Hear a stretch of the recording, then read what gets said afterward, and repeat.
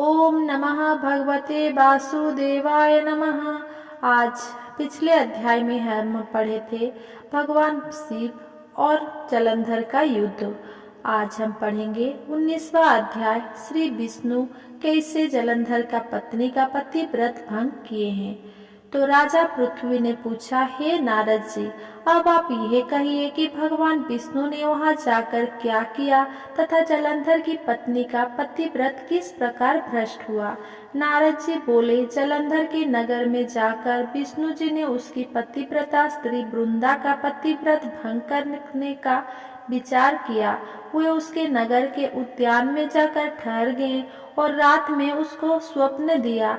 वो भगवान विष्णु की माया और विचित्र कार्य पद्धति थी और उसकी माया द्वारा जब वृंदा ने रात में वह स्वप्न देखा कि उसका पति नग्न होकर सिर पर तेल लगाए महिष पर चढ़ा है, वो काले रंग के फूलों की माला पहने हुए है तथा उसके चारों हिंसक जीव हैं, वो सिर मुझाए हुए अंधकार में दक्षिण दिशा की ओर जा रहा है। उसने नगर को अपने साथ समुद्र में डूबा हुआ इत्यादि बहुत से स्वप्न देखे। तत्काल ही वो स्वप्न का विचार करने लगी। इतने में उसने सूर्यदेव को उदय होते हुए देखा तो सूर्य में उसे एक छिद्र दिखाई दिया तथा वो कांतिहीन था। इससे उसने अनिष्ट होना जान और वो भयभीत हो रोती हुई छज्जे अटारी तथा भूमि कहीं भी शांति को प्राप्त ना हुई।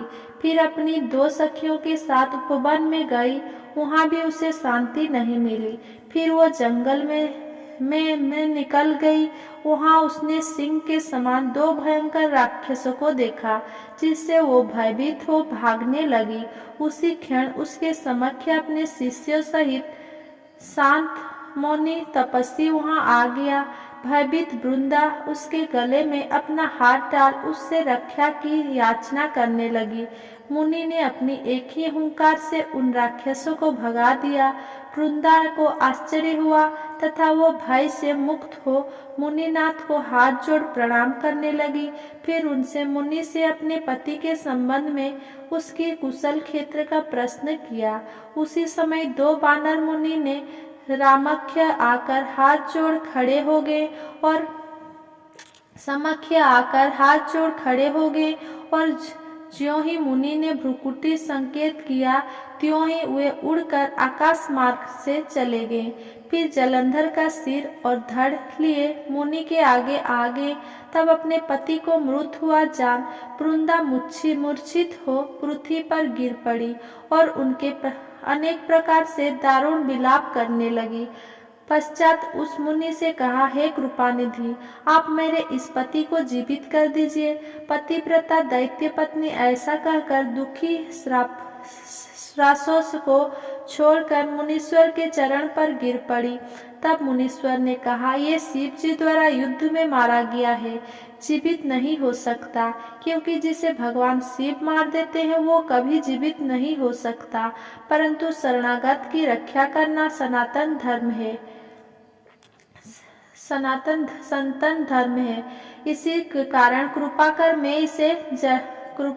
मैं इसे जिलाए देता हूँ।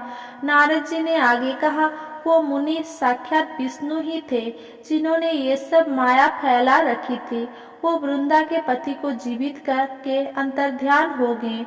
जलंधर ने उठकर वृंदा को आलिंगन किया और मुख चूमा। वृंदा भी पति को जीवित हुआ देख अत्यंत हर्षित हुई और अब तक हुई बातों को स्वप्न समझा।